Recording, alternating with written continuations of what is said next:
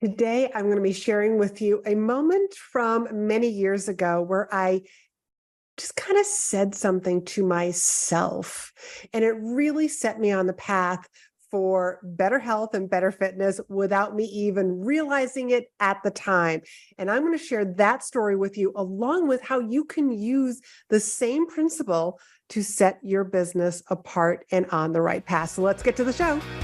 You're listening to Be in Demand, the podcast for honest advice, inspiring stories, and ideas for growing your business by leveraging the expert that you are.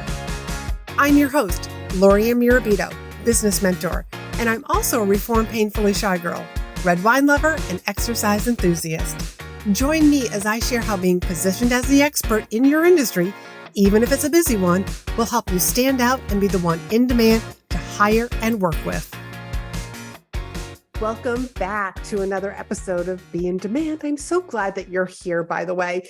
And probably from the time that this airs, it is going to be my 3-year anniversary my 3-year anniversary as the host of this podcast.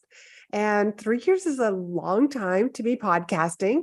It's a very small percentage of people who actually make it past 5 episodes, and then another small percentage of the population that actually makes it past 20 episodes. So here I am in the 160 episodes. I'm not even sure which episode number this is going to be, but here I am. And this is actually going to translate very well into the story that I'm about to tell you.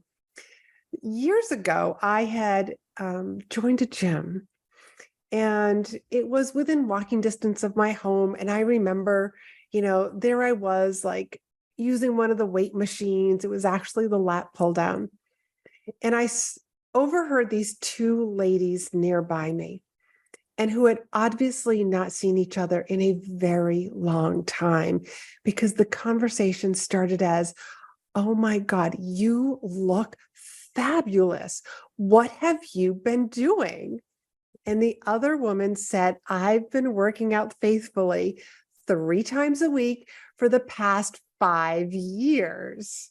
And there I was doing my lat pull downs. And if you're watching this over on YouTube, you can sort of I was pulling down, and I was like, one day I'm going to be able to say that.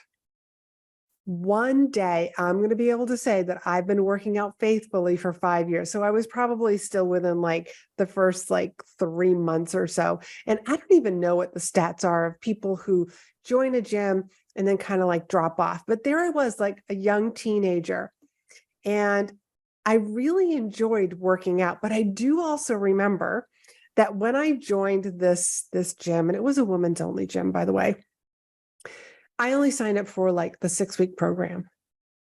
And then after that, it was probably well, let me another 6 weeks, and I'll do a 3-month program, and then a 6-month program. I was literally dipping my toes in the water until I was ready to commit to a year, or maybe even longer. But it probably wasn't that much longer than a year, because I probably knew that I was going to be going off to college. But again, back to the story of one day I'm going to be able to say I've been working out for 5 years. And in order to accomplish that, it does start with that first workout. And then you show up for that second workout, and it just keeps building from there. Because what I see people doing, and I see that people do this with fitness, it's "Oh yeah, I want to get back in shape. I want to lose 10 pounds. I want to lose 20 pounds. And they expect it to come off so instantly. How long did it take for that weight to add on? That extra 10 pounds did not show up overnight. No, it takes time to get there. And it was whatever habit you had, the gaining of the weight is a result of that habit. Maybe it's eating the wrong foods. Maybe it's not moving enough. Maybe it's coming home and just sitting on the couch. It doesn't matter, and I'm not here to judge anybody, because I don't know your life. I do know mine and how important health and fitness is to me. It's very important, but I gotta say, had I not started working out as a teenager, I'm not sure it would be that much of a priority for me today. I have one sister and she's an amazing athlete. And I didn't do athletics in high school, living overseas for a couple of years and then coming back to the United States. Like who wanted somebody who was only going to be around for a couple of years, to put so much time and effort into as a coach. But I started working out, really liked it. Probably like is not the right word. I fell in love with it. And that's what also got me to study exercise science once I went to college. But back to it started with one workout. It started with my first membership. And also, I think what also kept me going was being able to track. Because what you can track, you can actually really manage, because numbers don't lie. Look at your checkbook. Like those numbers don't lie. I mean, like it's money in, money out. And that's why you have whatever it is that you have. I mean, look at the things that you're actually paying for. Those will tell you, like whatever you're paying for on a monthly basis, on a weekly basis, will tell you a lot about who you are as a person. So the numbers don't lie. And I had, at this health club, they gave us these little cards, with our workouts and our different exercises. And you got to mark the date and how many pounds you did on each machine. I mean, I was able to really track my progress. So if I didn't go to the gym for, let's say, 2 weeks, and I showed up and I pulled out my card and it had been 2 weeks and I write in the new date, I mean, like I'm going to see that and I'm probably going to feel it as well. So I am a big fan of keeping track of the habits that you want to keep front and center. I like to record my podcast. I like to show up on Instagram. The doors are open. Ready to get positioned as the expert, attract perfect clients, and monetize your authority? Well, speaking is the fastest way to grow your business while building know, like, and trust.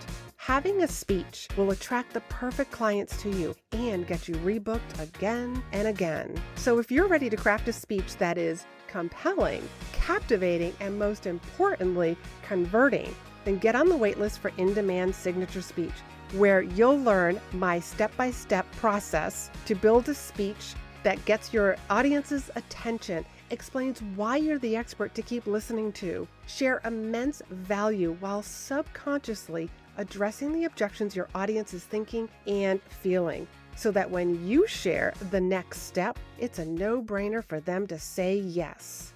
Let's get your presentation ready for you to deliver with confidence. Stop wasting time, energy, and money building a business the hard way. For In-Demand Signature Speech at speakandstandout.com/SS.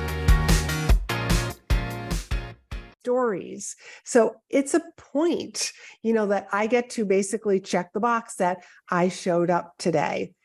I do a Facebook Live with a friend of mine, Jeremy DeMerchant. Like every Monday, we do this 15-20-minute Facebook Live. And we don't know what we're going to do with it. We have some plans for the future, but we are getting visible. And that's something that I do once a week with Jeremy. And as a matter of fact, if we aren't able to do that, we are pre-recording them so that we still show up for our audience.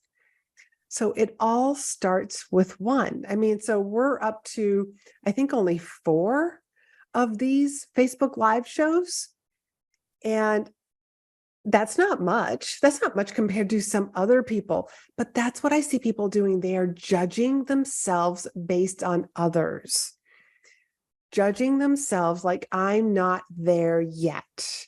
And because they're not there yet, that actually holds them back. And then they stop. They stop going to the gym. They stop podcasting. They stop recording their live stream shows. They stop reaching out to meeting planners. They stop getting visible, that targeted visibility. But it all starts with one. I had a good friend of mine, and I know that I've mentioned this story before. As a matter of fact, I've had several friends say this to me. They wanted a YouTube channel, but they were just getting started. They had like 1 or 2 videos, and they were embarrassed by the fact that they only had 1 or 2 videos. And then even if they did start to make more videos, it's like, oh, well, I don't want people to see that I only have a few videos. And then I don't want people to see that I only have a few subscribers to my channel. So there's so many reasons that will hold us back, when in truth, it all starts with one. It starts with one video. It starts with one subscriber. And it's you showing up regularly, constantly. Another one of my clients is celebrating, she's got like 2 sales calls today, and she's so excited. And I am so excited for her. But it came from showing up and doing the work, staying in your lane. And when I say stay in your lane, I'm not talking about just your niche. I'm talking about putting your blinders on and let me do what I'm here to do. People are noticing, whether they are liking your post, commenting on your post, sharing your post. People are noticing. Not everybody comments, not everybody likes, but people are watching you. Would it help the algorithm if they did like and comment? Well, of course it would. But you're doing it to serve others. So putting in the work, putting in the reps, going back to the gym analogy here, what I bicep curl now is not what I used to bicep curl years ago. Not at all. As a matter of fact, I've got a different goal for my health and fitness now, about, basically adding on a little more muscle mass as I've been getting older. I realize that this is something that I need to put a lot of concentration on, not just cardio like I used to. So it's about putting in the reps. So what I'm bicep curling now, I couldn't have done that even 2 years ago, but I've put in the reps. Again, when I was doing that lat pull down, one day I'm going to be able to say that I've been working out for 5 years.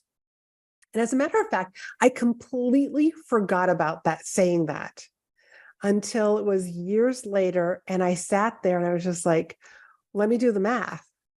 And when I did the math at the time when I realized this, I was like, wow, I have been working out regularly for 30 years. And it's a little bit more now. But you can't say 30 years or 40 years unless you've been doing the work. And when I say regularly, at least a minimum of 3 times a week, unless I was sick and I wasn't going to the gym, or I was injured, recovering from a surgery or something. But other than that, it's like exercise has been a part of my life. Lifting weights and showing the weights who's boss is a part of my life. But that all comes from putting in the reps. So my question to you is, are you putting in the reps? Are you just hoping that the reps will just magically appear, that you'll just magically get stronger, that the weight will just magically slip off without you doing anything, without you changing any of your habits, without getting any more active or decreasing what you're eating? Is that really going to happen? Do you really think your business is going to explode without doing the reps, without getting on podcasts, without hosting your own podcast, without showing up on stories? Are you really going to get in front of the right people if you don't continue to reach out to the right people to say, hey, how can I serve your audience? And if all of this sounds like very confusing, it's like, Laurie-Ann, I want to get targeted visibility, because that's what I call it. I call it's targeted visibility when you find the right places to speak and share your message and share your story in a way that leaves the audience like, wow, thank you very, and they thank the host for thank you very much for inviting this person to come and speak here. That's targeted visibility. And if you're looking for somebody, like I have a couple of openings for clients. So if you are looking for like, hey, I would really like to learn how to craft a presentation that gets me noticed, that gets me business, that gets me clients, and a really good presentation also gets you rebooked and referred. Because what you want your audience to be raving about you, referring you, and most importantly, remembering you. And if that's something that you want, I mean, please feel free, book a call with me. You can do that at chatwithla.com. We'll make sure that that is down in the show notes. But when you get on this call with me, I mean, I've got several different ways to work with me, from very high touch ways to group programs to very DIY programs. So that's why I always encourage people when they're interested in learning a little bit more, because speaking is a very vast field, so to speak, because there's so many different ways to speak and get your message out there. And you want to be communicating with confidence. And I could do a whole other podcast on confidence. This is something that I'm actually going to be speaking for a company on, is about speaking and confidence, and how, because what their goal is that they want to hire and promote from within.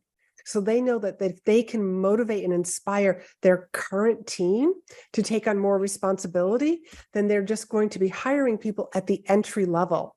They want those people who are faithful and who have been sticking around to move up the company. So that's one of the reasons that I'm being brought in, is to help them deliver that message.